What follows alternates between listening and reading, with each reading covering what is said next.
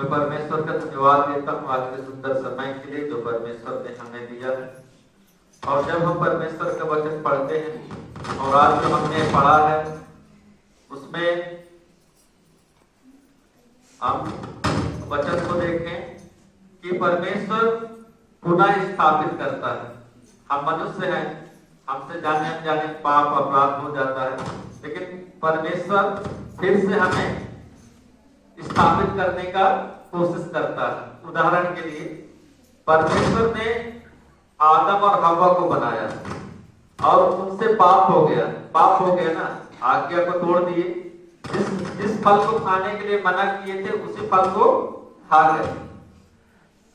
तो परमेश्वर ने उपाय किया, उनको लगने लगा कि हम नंगे हैं, ठीक है, तो परमेश्वर ने उनको अधरखा बना के दिया। उनको ये भी नहीं पता था कि हम कैसे पहनेंगे। वो लोग पत्ता वगैरह शायद अपना नंगेपन को ढांकने के लिए, लेकिन बाइबल में ऐसा नहीं लिखा है। वो परमेश्वर से छिपने लगे थे, भागने लगे थे। तो परमेश्वर हमारा पिता है। हम जब प्रार्थना करते हैं हम पिता कह के संबोधित करते हैं ना, और परमेश्वर को वही व्यक्ति समझ सकता है जो माँ बाप है। यदि बच्चे हैं जो जिनका अभी शादी नहीं हुआ है वो नहीं समझ पाएंगे कि परमेश्वर कौन है, कैसा है। लेकिन जो माँ बाप है और जिस प्रकार का इच्छा या मन एक माँ बाप अपने बच्चों के लिए रखते हैं, सेम उसी प्रकार उससे भी बढ़ करके परमेश्वर चाहते हैं हम सभी मानव जाति के लिए। हम माँ बाप हैं, कितना भी हमारे बच्चे गलती करता है तो हम सोचते हैं कि अब सुधर जाएगा, अब सुधर जाएगा, अब सुधर जाएगा। उसी प्रकार से परमेश्वर का हृदय भी है। परमेश्वर चाहता है कि हम मनुष्य जो है परमेश्वर की व्यवस्था में, परमेश्वर के नियम में अपना जीवन व्यतीत करें। परमेश्वर ने जब अपनी प्रजा बनाया, अपने लिए एक राष्ट्र निर्माण किया, हम सब जानते हैं इजराइल देश को, और वहां याकूब के संतानों को परमेश्वर ने आशीष दिया और बोला कि मैं तुम्हारा परमेश्वर हूँगा और तुम मेरे लोग होगे। और परमेश्वर ने उन्हें एक नियम दिया। मूसा का 5 किताब मूसा नबी के द्वारा परमेश्वर ने अपनी खुदी हुई प्रजा को एक नियम दिया और उसमें सब कुछ लिखा है। जब आप पुराने नियम में 5 किताब को पढ़ेंगे, उत्पत्ति में तो खैर सब कहानियां हैं, लेकिन आप नए व्यवस्था और व्यवस्था विवरण पढ़ेंगे तो उसमें क्या करना है क्या नहीं करना है दोनों लिखा है। और व्यवस्था विवरण का यदि 28 अध्याय पढ़ोगे तो उसमें आशीष और श्राप का वचन लिखा हुआ है। तो परमेश्वर ने उन्हें एक विधि विधान दिया और उसमें बताया कि क्या करना है और क्या नहीं करना है। तो परमेश्वर के वचन के अनुसार जब वो लोग करते थे तो परमेश्वर उन्हें आशीष देता था, लेकिन जब वो परमेश्वर के वचन का उल्लंघन करते थे, उनकी आज्ञाओं को तोड़ते थे, तो जैसा जैसा श्राप उसमें लिखा है वैसा वैसा श्राप आकर के उन पर पड़ जाता था। और दूसरे राजा लोग आकर से उनके देश पर चढ़ाई करते थे और उन्हें बंधुआई में ले जाते थे। लेकिन परमेश्वर उनसे प्रतिज्ञा किया था कि मैं तुमको कभी ना छोड़ूंगा ना कभी त्यागूंगा। तो परमेश्वर जब ये लोग गुलामी में रहते थे, जो हम जैसे नबी का किताब पढ़ रहे हैं उस समय में का ही बात है जब ये गुलामी में थे, और जब ये गुलाम रह करके प्रार्थना करते थे, परमेश्वर को याद करते थे, दुहाई देते थे, परमेश्वर फिर से इनको उनके वाचा के देश में लेकर के आ जाता था और परमेश्वर इनके जीवन में वही प्रतिज्ञा पूरी करता है। तो मैं आप लोग को बताना चाहता हूँ, यीशु मसीह ने भी कहा था कि मैं अपनी कलीसिया बनाऊंगा। थोड़ा डिस्टर्ब थोड़ा बंद कर देता हूँ इसको, ठीक है, फिर थोड़ा देर में चालू करेंगे।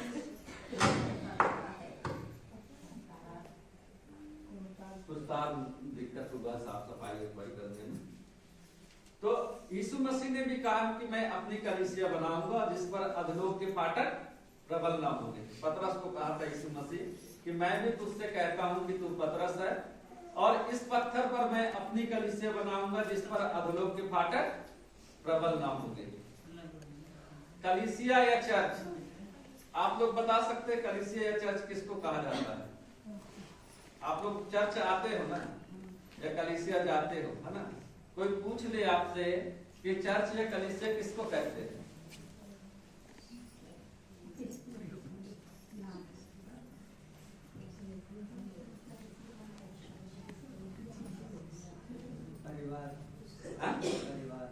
परिवार। किसका परिवार? जैसे हम सब परिवार। हम सब परिवार। और यीशु मसीह बोला था ना कि मैं अपनी कलीसिया बनाऊंगा जिस पर अधोलोक के फाटक प्रबल नहीं होंगे। तो कलीसिया मतलब क्या है? क्योंकि बहुत सारे लोगों के नजर में कलीसिया कुछ कुछ है, लेकिन आप जो कलीसिया के भाग हैं, आपके नजर में क्या है कलीसिया? यीशु मसीह का, यीशु मसीह का शरीर का अंग है, वो भी सही है। सबसे महत्वपूर्ण बात है, वो सही है, यीशु मसीह का शरीर का अंग है, यीशु मसीह का दुल्हन। सबसे मेन बात है, कलीसिया पवित्र लोगों का एक समाज है, ठीक है? इसलिए तो यीशु मसीह ने कहा कि उस पर अधोलोक के फाटक प्रबल नहीं होंगे। मतलब जो अंधकार का कार्य है उस पर कभी भी हावी नहीं होगा। जमानों से शैतान कलीसिया के पीछे पड़ा था, यीशु मसीह के पीछे पड़ा था। यीशु मसीह के ऊपर भी प्रबल होना चाहा, लेकिन प्रबल नहीं हुआ। कलीसिया पवित्र लोगों का एक समुदाय है, एक समाज है, ठीक है? कलीसिया यीशु मसीह का देह है, शरीर का अंग है, दुल्हन है, सही है। लेकिन यदि हमें और गहराई रीति से समझना है तो यीशु मसीह के द्वारा बनाया हुआ समाज है, पवित्र समाज है। यीशु मसीह अपने शिष्यों को बुलाया, भले पापी के दशा में था, ठीक है, पाप के दशा में। मत्ती को बुलाया, जक्कई को बुलाया, सब महसूल लेने वाले थे, ये पाप के दशा में। लेकिन जब यीशु मसीह के पास वो लोग आ गए, यीशु मसीह ने उनके पाप को दूर कर दिया। हम सब भी पाप में जीवन व्यतीत करते हैं। सुजीत नाम खेल बात में करना, ठीक है? अभी सुनो, हम सब मानव जाति भी पाप करते थे, चाहे जानबूझ करके चाहे अनजाने में। ऐसा कोई व्यक्ति नहीं है जो पाप नहीं करता। कोई कम करता है, कोई ज्यादा करता है, हम सब पाप करते हैं। लेकिन जब हम कलीसिया में आ गए, ठीक है, यीशु मसीह के नजदीकी में आ गए, तो हमारा जो पाप है वो यीशु मसीह के लहू से धुल गया। बाइबल में लिखा है ना कि यीशु मसीह के बहुमूल्य लहू से आप खरीद लिए गए। आप अपने नहीं हो, आप दाम दे करके खरीद लिए गए हो। तो अभी हम में हमारा अधिकार नहीं है।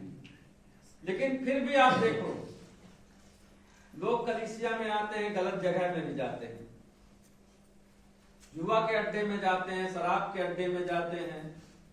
कोई अपने पति को छोड़ करके दूसरा पति खोज लेता है, कोई अपनी पत्नी को छोड़ करके दूसरी पत्नी खोज लेता है, कोई अपने माँ बाप के बिना इच्छा से शादी कर लेता है, अपने मन से शादी कर लेता है। इसका एक ही मतलब है कि उन्होंने कलीसिया का मतलब अभी तक नहीं समझा है, ठीक है? और क्यों नहीं समझा है? क्योंकि इस संसार में बहुत सारी झूठे लोग खड़े हो गए हैं और वो कलीसिया को दिखाई देते हैं, ठीक है? कलीसिया एक पवित्र लोगों का समुदाय है जिसे स्वयं यीशु मसीह ने बनाया और प्रेरितों के द्वारा शुरू हुआ है। इसलिए हम अपने विश्वास वचन में क्या बोलते हैं? मैं एक पवित्र और सर्वलौकिक और प्रेरित कलीसिया पर विश्वास करता हूँ, जिसे यीशु मसीह ने प्रेरितों के द्वारा स्थापित किया है।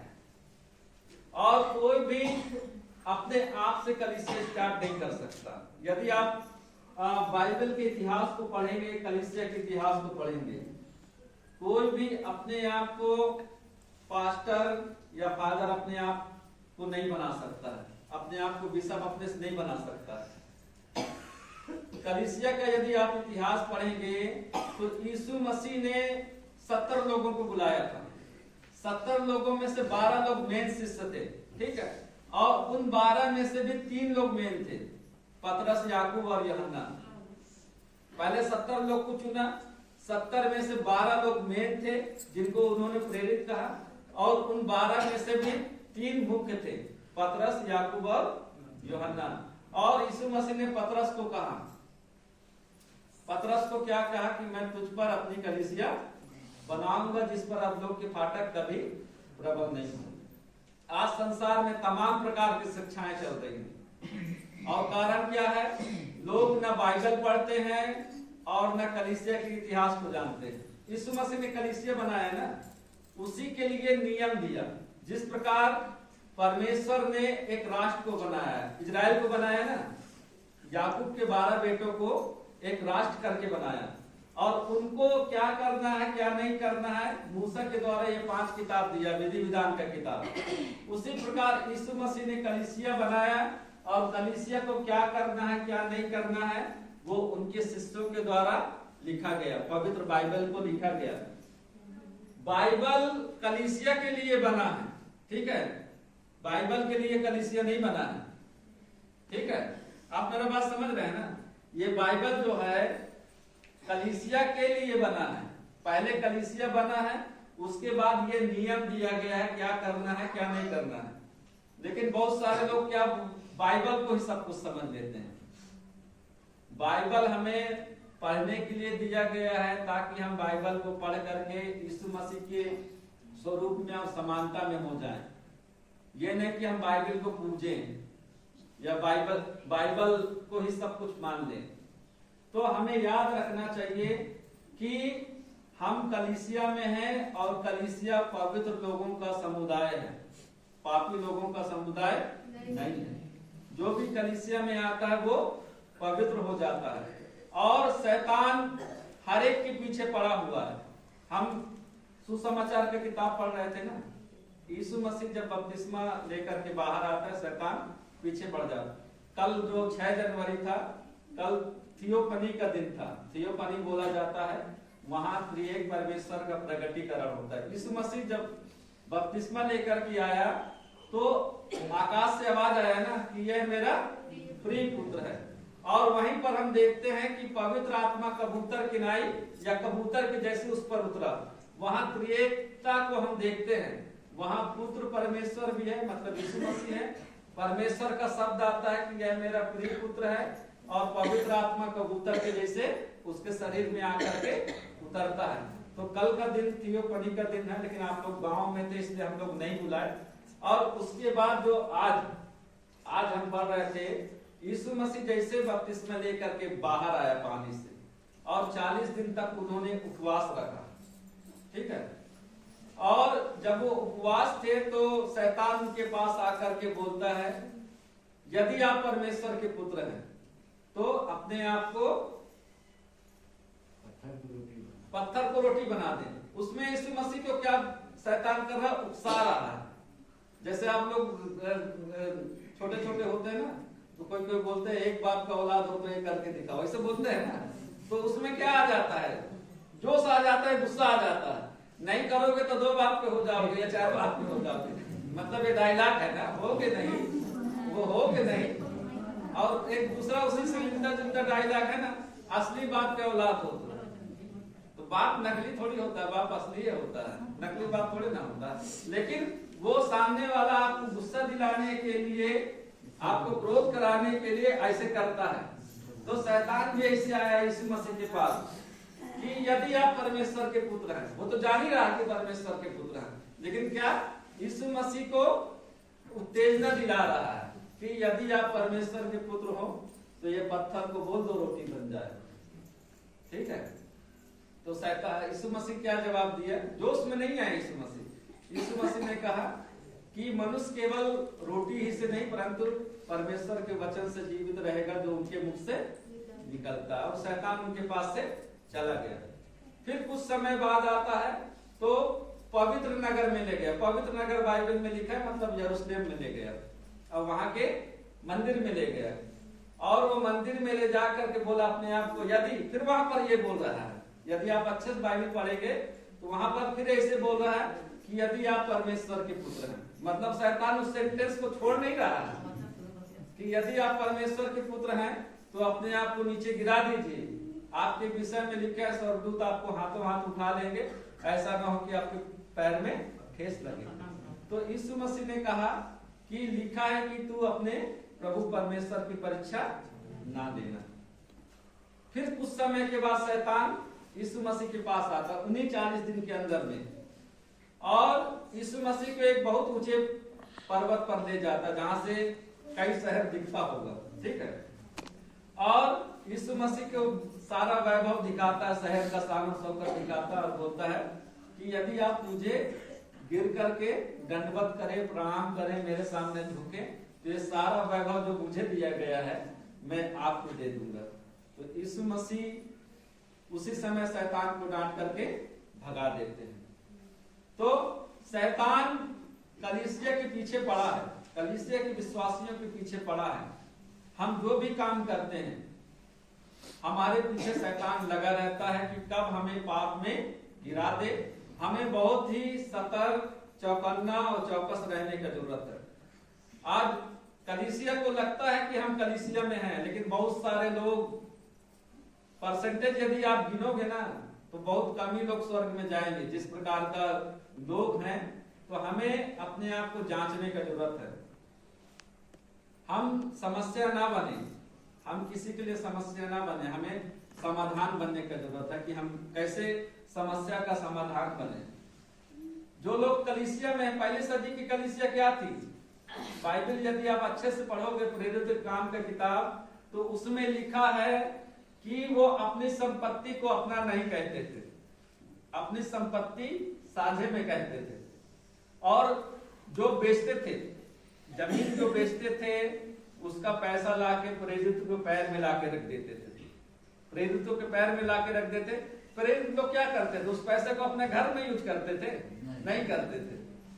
प्रेरित लोग केवल वचन प्रचार करते थे, बाकी दूसरे लोगों को नियुक्त किए थे कि वो अनाथ और विधवाओं की सुधि ले, दूसरे लोग थे।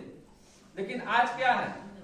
आज लोग पैसा, चर्चों, लोगों का गलती नहीं है, लोग सोचते हैं कि मेरा पैसा मैं प्रभु का सेवा के लिए दे रहा हूं, लेकिन आपको पता है कि वो पैसे का क्या होता है? उस पैसे से पास्टर अपने बच्चों को विदेश में पढ़ा रहा है, समाज के लिए कुछ कर रहा है। पहले प्रेरित लोग क्या करते थे? जो प्रेरित के पास पैसा आता था, वो अनाथ और विधवाओं की भलाई के काम में उस पैसे को लगाते थे, उस पैसे को अपने लिए इस्तेमाल नहीं करते थे। आप यदि आप बाइबल पढ़ेंगे। लेकिन आज क्या होता है? आज प्रार्थना के नाम में 25,000 50,000 लोगों से लिया जाता है। तेल के नाम में 20 रुपये का पानी 200 रुपये में बेचा जा रहा है, जबकि पहली सदी में ऐसा कुछ नहीं था। ये सब लोग कौन हैं? ये सब लोग ठग हैं, ठीक है। लोगों को लगता होगा कि मैं कलीसिया है, लेकिन वो कलीसिया नहीं। यदि आप अच्छे से पढ़ोगे, प्रेरितों के अनुसार कोई भी अपने आप को पादरी अपने से नहीं बना सकता, कोई भी बिशप अपने आप को बिशप नहीं बना सकता है। बिशप ही बिशप को बनाता है, बिशप ही पास्टर को अभिषेक करता है। ये नहीं कि बाइबल पढ़ लिया बन गए पास्टर, वो सब गलत चीजें हैं। हमारे देश का ही देख लीजिए, आप किसी देश में ऑफिसर लोग कैसे चुने जाते हैं? वो पहले पढ़ते हैं, एग्जाम देते हैं, फिर उसका आयोग होता है जो स्टाफ को चुनता है, ऑफिसर को चुनता है। अपने आप से पढ़ लिख करके ऑफिसर नहीं बन जाता है ना। अच्छा कोई दौड़ रहा है, अच्छा शरीर है, तो आर्मी में नहीं चला जाएगा ना अपने से। उसका आयोग होगा, उसको चुनेगा, उसको अपॉइंटमेंट देगा। ऐसे कोई भी अपने से घोषित नहीं हो पाता है। लेकिन आज संसार में लोग अपने अपने से कलीसिया खोल के बैठे हैं, और वास्तव में वो कलीसिया नहीं है।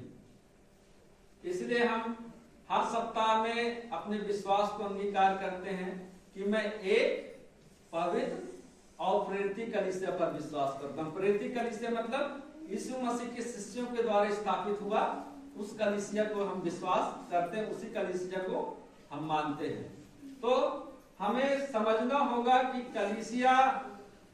कलीसिया परमेश्वर के द्वारा स्थापित है।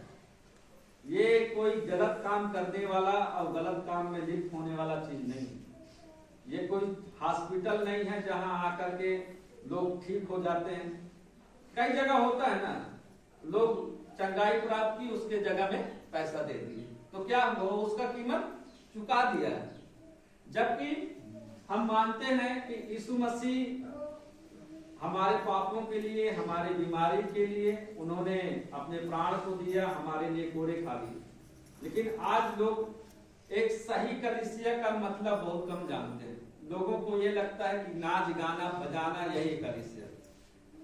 मैं कई बार YouTube में देखता हूँ, ऐसे भी जा करके देखता हूँ, एक व्यक्ति आ जाएगा पास्टर, जिसको लोग पास्टर बोलते हैं, सूट बूट में आ जाएगा, जैसे शादी में जा रहा हो या शादी से आ रहा हो, या कुछ लोग ऐसा पहने रहते हैं जैसे खुद उनका शादी हो, अब पूरा वो तमाशा करेगा, अकेले पूरा तमाशा करेगा, ठीक है, यहाँ दौड़ के जाएगा, वहां दौड़ के जाएगा। वो क्या है? मनोरंजन है, मनोरंजन है। वो प्रदर्शन कर रहा है, परफॉर्म कर रहा है, और बाकी दर्शक लोग क्या हैं? देखते हैं। और मैं आपको बताना चाहता हूं कि जितना आप टीवी में देखते हो, ठीक है, उनमें से 95% चीज सब गलत चीजें हैं।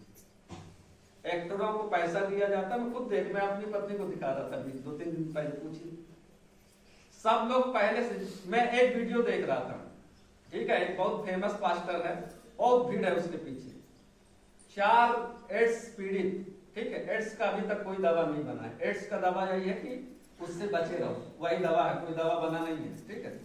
तो एक बहुत बड़ा प्रचारक है, वो उसके टीम के लोग है ना, वो लोगों को नकली एक्टिंग करने के लिए बोलते हैं, उनको पैसा मिलता है कि तुम जा करके झूठा रिपोर्ट दिखाना है, पहले में एड्स पॉजिटिव थी और ये पास्टर जिस प्रार्थना करने के बाद निगेटिव हो गया। मैं खुद ये देखा हूं, और जो पैसा देने वाला पास्टर के टीम का, वो खुद बोला कि मैं जा करके लोगों को ऐसे बोलता था, ठीक है। अब जिसको तो नहीं है वो झूठा पैसा लेकर के बोल दिया कि मैं ठीक हो गया, लेकिन उसी विश्वास को देख करके जिसको है, ठीक है, वो तो सोचेगा उसका ठीक हो गया तो मेरा भी हो जाएगा। तो ये दुनिया में चल रहा है, ठीक है। इसके पीछे लोग अंधों के जैसे भागते हैं। हमको भी कोई यहाँ आके पूछता कि हमको पंजाब कब ले चलोगे, मैं उनको नहीं बोलता हूँ कि क्यों, मैं उनको बोलूंगा तो उनको लगेगा कि ये उनकी बुराई कर रहा है, लेकिन ये सच्चाई है, ये सच्चाई है। यदि परमेश्वर किसी को सामर्थ्य देगा तो कहीं भी जाकर के होगा, कहीं भी होगा। और जिनको परमेश्वर देता है सामर्थ्य, वो कभी भी प्रदर्शन नहीं करते, कभी भी प्रदर्शन नहीं करेंगे, ना किसी से गलत डिमांड करेंगे, क्योंकि वो जानते हैं कि ये परमेश्वर का दिया हुआ वरदान है। यदि हम गलत इस्तेमाल करेंगे तो ये हमारे पास से चला जाएगा, चला जाएगा। तो आप लोग ये टीवी और मोबाइल के चक्कर में पागल मत हो, ठीक है। आप पढ़ना है तो बाइबल पढ़िए, कलीसिया का इतिहास जानिए, कलीसिया कैसे बना, क्योंकि वहां सब स्क्रिप्टेड है। हम लोग 2 घंटा 2.5 घंटा का फिल्म देखते हैं, फिल्म में क्या होता है? एक्टिंग होता है ना। कोई किसी की बीवी बन गई, कोई किसी का बेटा बन गया, नकली मर्डर हो गया। सेम ऐसे लोग आजकल कर रहे हैं और उसको दिखाते हैं परमेश्वर की सामर्थ्य। हम विश्वास करते हैं परमेश्वर के लिए कोई भी काम असंभव नहीं है। परमेश्वर सब कुछ ठीक कर सकता है, ठीक है, एड्स का बीमार भी ठीक कर सकता है। लेकिन आजकल जो चल रहा है वो सब क्या चल रहा है? नकली चल रहा है। आपको दिखाया जा रहा है, लेकिन उसके पीछे का सीन आपको नहीं पता है। जो फिल्म बनती है वही आपको पता है ना, लेकिन उसका शूटिंग कैसे होता है वो आपको थोड़ी ना पता है। तो ये सब जो लगता है कि ये परमेश्वर के लोग हैं, लेकिन वो वास्तव में शैतान के लोग हैं। आपका पैसा, आपका आस्था, सब कुछ ठग लेंगे आपसे। सबसे ज्यादा नशा मालूम है किस स्टेट में होता है? पंजाब में होता है। जो ड्रग्स का नशा है, सबसे ज्यादा नशा पंजाब में होता है। और पंजाब में ही लोग हर गली में टेंट लगा करके चर्च खोल दिए हैं, ठीक है। जैसे गोरखपुर में जाइए आप, रेती बाजार में थोक का दुकान होता है ना, होलसेल का, जहाँ थोक का सामान बिकता है, सब एक लाइन से दुकानें हैं। उसी प्रकार पंजाब में है, हर गली में लोग टेंट डाल के चर्च बना दिए, और वहां लोगों का होना कुछ नहीं है, वहां होना कुछ नहीं। अभी एक मैं देख रहा था, इसी 25 तारीख को शायद गोरखपुर का ही एक आदमी गया था अपने औरत को लेकर के, वो बहरी थी, सुन नहीं पा रही थी, ठीक है। वीडियो होगा, मैं हो सकेगा मैं अगले सप्ताह आपको दिखा दूंगा इसमें, ठीक है, मैं दिखा दूंगा अगले सप्ताह आपको। तो वो औरत बेचारा बहरामपुर या कुछ ऐसे रामपुरवा गांव बताया, गोरखपुर जिला में रामपुरवा कोई होगा, वो लेकर के गया अपनी पत्नी को। वो भी बेचारा वीडियो देख के चला गया होगा ना, वीडियो देख के चला गया। अब वो पास्टर, वहां पास्टर नहीं, वहां अपोस्टल लिखते हैं, ठीक है। उनको ये भी पता नहीं कि अपोस्टल केवल यीशु मसीह के जो 12 लोग बुलाए हुए थे वही अपोस्टल थे, उसके बाद कोई अपोस्टल नहीं हुआ। तो वो बोला कि जो मतलब नहीं सुन सकता वो अपने कान में हाथ लगाए और उनके घर वाले जो साथ में आए उनके मुंह में उंगली डाले। अब वहां कुछ हुआ ही नहीं, तो कुछ हुआ ही नहीं, कुछ नहीं हुआ उसको, कुछ नहीं हुआ, ठीक, कैमरा हटा दिए, दूसरा जगह दिखाने लगा। मैं आप लोग को दिखाऊंगा, ठीक है। तो बहुत सारा ये नकली चीजें चल रही है, आप इन सब से बच के रहो, आप इन सब से बच के रहो। आप बोलो कि भाई यदि कोई आपको बोलता, बोलो आप जाकर के ठीक होकर के आओगे तो मैं मानूंगा। हम परमेश्वर को चैलेंज नहीं करते हैं, परमेश्वर से सब कुछ हो सकता है, लेकिन जो लोग अपने आप को दावा कर रहे हैं, ठीक है, दावा कर रहे हैं, वो सब नकली है। जो कुछ आपको दिखाया जाता है वो सब प्री प्लान है, एक्टिंग है, ठीक है। आपके बगल से कोई आप देखे होंगे, आप यदि जानते हो कि ये पहले लंगड़ा था अभी ठीक चलने लगा, या गूंगा था बोलने लगा, तो आप मान लो कि हाँ भाई ठीक है, मैं इस व्यक्ति को जानता था, ये ऐसे था लेकिन अभी ठीक हो गया। जो दावा करते हैं, परमेश्वर से सब कुछ हो सकता है, लेकिन जो लोग पैसे बनाने निकले हैं कलीसिया के नाम में, आप उनके पीछे मत भागो, नहीं तो उनसे आपको मिलने वाला कुछ नहीं है, उल्टा से आप सब बर्बाद होकर के आओगे। तो परमेश्वर हम सबको पुनः स्थापित करना चाहता है। हम सब पाप में हैं, आज कोई नहीं बोल सकता कि हम पाप में नहीं हैं। हम किसी न किसी प्रकार के गलत कार्यों में, चाहे जानबूझ करके चाहे अनजाने में। मैं आज आपको एक ही चीज बताना चाहता हूँ कि हम सब कलीसिया में हैं, और कलीसिया पवित्र लोगों का समुदाय है। पवित्र लोग कौन होता है? अभी हम पढ़ रहे थे ना इफिसियों की किताब, प्रेम में निष्पाप हो, निष्कलंक हो, तो हमें निष्पाप होने की जरूरत है। हम जानबूझ करके पाप ना करें। यदि आप में से कोई सिगरेट, बीड़ी, तंबाकू, गांजा पीता हो या खाता हो, आप कृपया करके आप छोड़ दीजिए, आप नशा पत्ती छोड़ दीजिए। खाली समय में अपने गांव में ताश का पत्ता जो खेला जाता है, जुआ, वहां भी बैठना बंद कर दीजिए। खाली समय आप टाइम पास करना है तो आप पढ़े लिखे हैं तो बाइबल उठा के पढ़ लीजिए, नहीं पढ़े लिखे हैं तो मोबाइल में ऑडियो बाइबल आता है वो सुन लीजिए, लेकिन आप पाप से दूर होना शुरू करिए। क्योंकि परमेश्वर ने कलीसिया को इस संसार में दिया है संसार की ज्योति के जैसे। यीशु मसीह जब तक संसार में थे उन्होंने कहा मैं जगत की ज्योति, और बाद में कहा कि तुम जगत की ज्योति। यीशु मसीह जब मृतकों में से जी उठे थे और जब चेलों से मिले, दरवाजा बंद था और यीशु मसीह दरवाजा से पार आ गए, और यीशु मसीह ने उनके ऊपर फूंका और कहा लो पवित्र आत्मा, और जैसे पिता ने मुझे भेजा है वैसे मैं तुमको भेजता हूं। और चेले लोग क्या किए? वो दूसरे लोग को आशीष दिए। कोई भी अपने आप से पास्टर नहीं बनता है। बाइबल में यदि आप अच्छे से पढ़ोगे तो हाथ रखा जाता था। प्रेरित लोग जिनको भेजते थे उनके ऊपर हाथ रखते थे, उनको नियुक्त करते थे, और यह सिलसिला आज भी जारी है। यह सिलसिला आज भी जारी है कि प्रेरितों के प्रेरित अभी तो प्रेरित नहीं है, बिशप लोगों के द्वारा हाथ रखा जाता है। और हम भी बने हैं सेवक तो अपने से नहीं बन गए कि चलो अपने से बन जाए। हमारे ऊपर भी बिशप ने हाथ रखा है और हमें ये अधिकार दिया है कि हम उसके वचन को प्रचार करें, बपतिस्मा दें, प्रभु भोज दें। ये अपने से नहीं, पहले प्रभु भोज केवल बिशप देते थे, और जहाँ कलीसिया बहुत बड़ी होती थी तो रोटी और दाखरस एक साथ प्रार्थना हो जाता था और फिर जा करके दिया जाता था। बाद में फादर लोग को या पास्टर लोग को ये अधिकार दिया कि वो भी दे सकते हैं उनके अधिकार से, ठीक है, अपने मन से नहीं। लेकिन आज लोग क्या कर रहे हैं? उसी घर का लोटा में, घर का थाली में, उसी में लेटरिन करने जाएंगे, कोई मेहमान आ गए उसी में पानी देंगे, और इतवार आ जाएगा तो उसी में प्रभु भूल देंगे। यीशु मसीह का शरीर को क्या बना दिए? तमाशा बना है कि नहीं? है? ये जो हम बर्तन है ये केवल इसी काम के लिए, ये बर्तन हमारे घर में भी नहीं जाता, सिर्फ धुलने के लिए जाता है। ठीक है, तो हमें परमेश्वर की पवित्रता को बना के रखना है, और परमेश्वर ने हमें चुना है अपने पुत्र यीशु मसीह के द्वारा, तो हमारे जीवन से सारा पाप अपराध दूर होना चाहिए। और यदि आप एक अच्छा समुदाय, एक अच्छा परिवार बनाना चाहते हैं, खासकर जो पति पत्नी हैं, आप लोग लड़ाई झगड़ा बंद करें।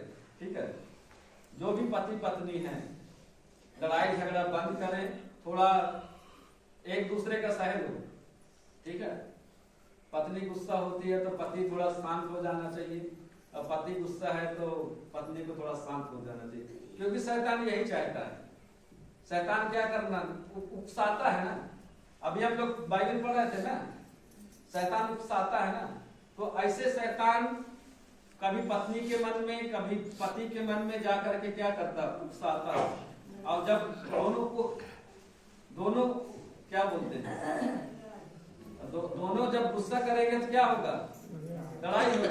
लड़ाई होगा तो क्या होगा, लड़ाई होगा तो मारपीट होगा ना। पत्नी तो मार नहीं सकती है, आजकल मार भी देती है आजकल मार भी देती है, पहले नहीं मारती थी। जो जो जो जो अनपढ़ पत्नी होगी वो नहीं मारती होगी, जो पढ़ी लिखी होगी वो मार देती है।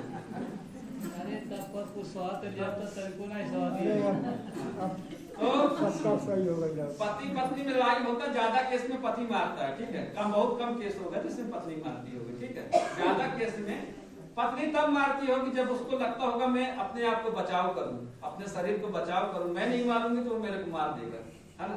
तो अपने बचाव में पत्नी कभी कभी मार देती है, लेकिन पता है इससे सबसे ज्यादा नुकसान किसका होता है?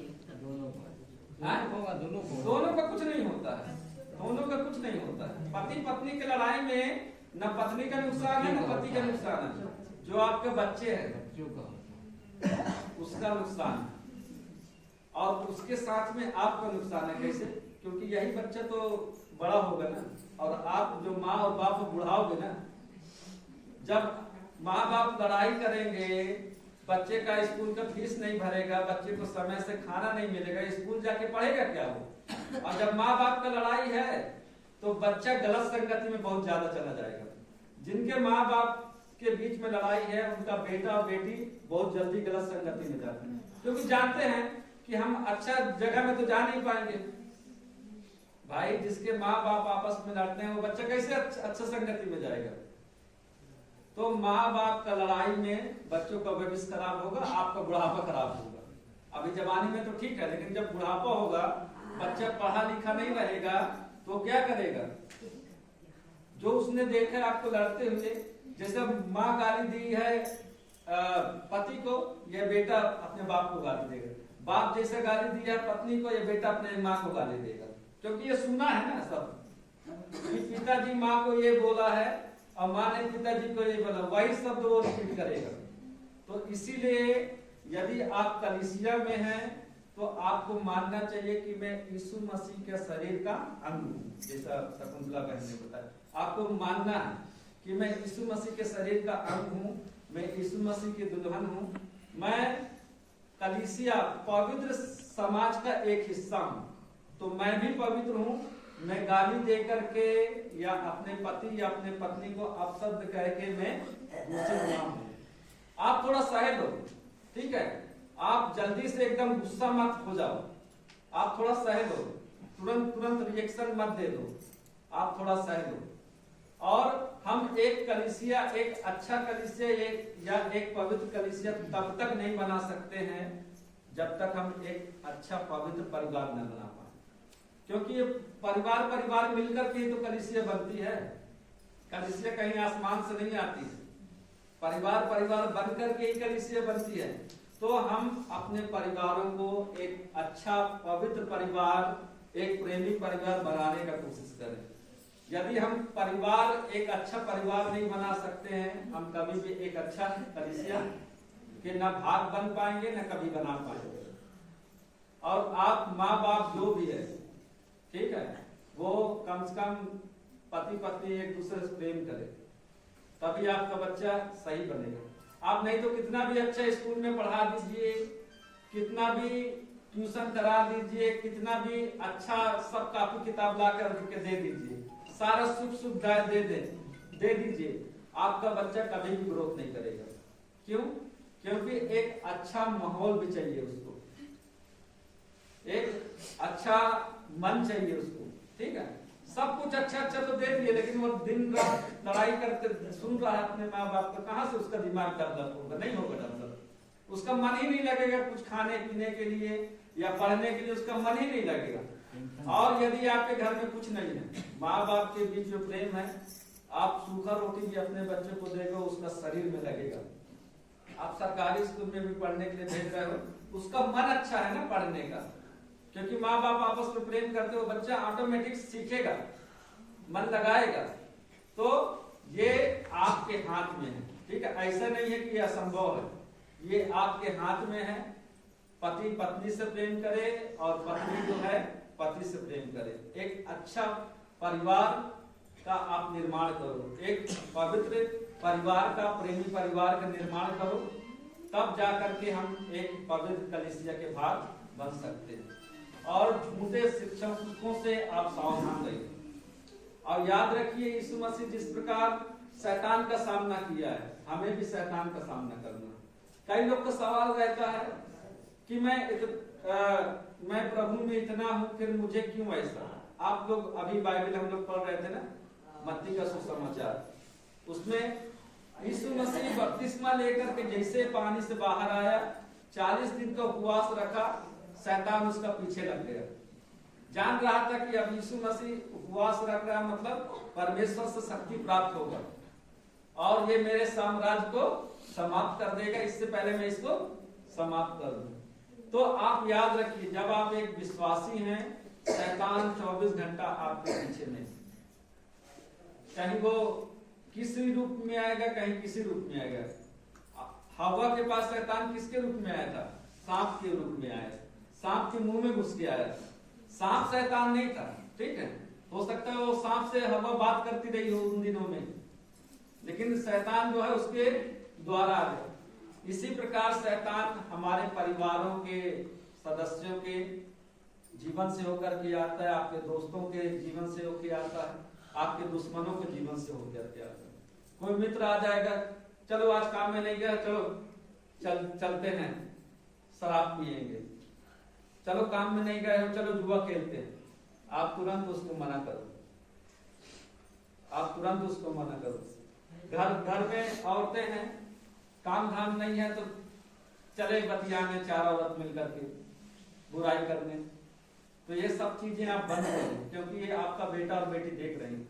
आपको याद रखना है कि मैं पवित्र कलीसिया का हिस्सा हूँ, मैं भी उस समाज का हिस्सा हूँ और मुझे भी पवित्रता से जीवन जीने का जरूरत है। आप लोग थोड़ा गाली में भी लगाम लगाइए। बहुत सारे लोग हैं जो कलीसिया में आते हैं और गाली देते हैं, पता नहीं है मेरे को कि जानबूझ के देते हैं या जाने में देते हैं, ठीक है। कई लोग तो जानबूझ के देते हैं, मैं जानता हूँ, ठीक है। अब बपतिस्मा लिए लोग हैं, वो लोग देते हैं गाली। तो आप लोग थोड़ा मुंह में अपने कंट्रोल रखिए, अपने मुंह में कंट्रोल रखिए। क्या शब्द बोलना है, अच्छा शब्द बोलना चाहिए, ठीक है।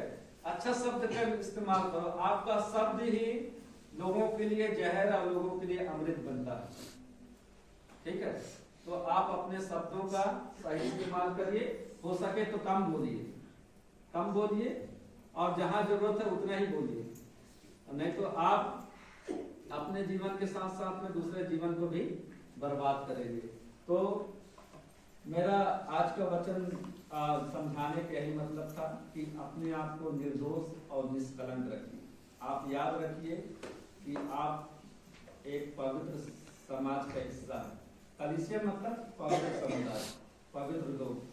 और यदि हम अपने आप को कलीसिया में रख रहे हैं, मतलब हम पवित्र होना चाहिए। यदि हम पवित्र नहीं है तो हम अपने दृष्टि में कलीसिया में हैं, लेकिन हम कलीसिया में हम है नहीं, परमेश्वर के नजर में हम है नहीं।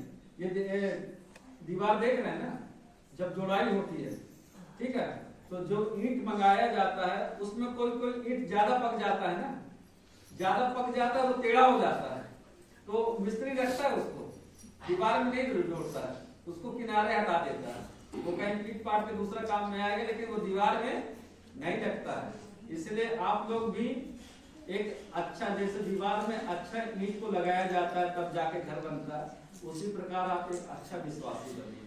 विश्वासी का मतलब क्या है? विश्वास योग किसके प्रति? परमेश्वर के प्रति, कलीसिया के प्रति, अपने परिवार के प्रति, अपने बच्चों के प्रति, अपने काम के प्रति, इन सब में हमें विश्वास योग होने की जरूरत है। नहीं तो संसार में नाचना, गाना, बजाना को ही आप कलीसिया समझ लोगे तो आप भी धोखे में है, वो लोग खुद धोखे में है। कलीसिया का मतलब परमेश्वर का परिवार, और परमेश्वर पवित्र है, कलीसिया पवित्र है, तो हम भी पवित्र होने का जरूरत है। यदि हम पवित्र नहीं हैं तो हम भले माने कि हम कलीसिया में हैं, लेकिन परमेश्वर की दृष्टि में हम कलीसिया में नहीं हैं। और यदि हम कलीसिया में नहीं हैं तो कहाँ है? संसार में है, और संसार किसके हाथ में है? शैतान के हाथ में। और शैतान को अपना भविष्य पता है कि मैं एक दिन नरक में जाऊंगा और मैं बहुत सारे लोगों को लेकर के अपने साथ में जाऊंगा, अकेले में नहीं जाऊंगा, मैं बहुत सारे लोगों को लेकर के जाऊंगा। शैतान पूरा ईमानदारी से अपना काम करता है, 24 घंटा अपना ड्यूटी में रहता है, ठीक है, 24 घंटा एकदम बिना थके ईमानदारी से रहता है वो। तो हमें भी ईमानदारी से, हमें परमेश्वर के अधीनता में और कलीसिया के अधीनता में हमें जीवन जीना चाहिए। परमेश्वर इन वचनों के द्वारा आपको आशीष दे।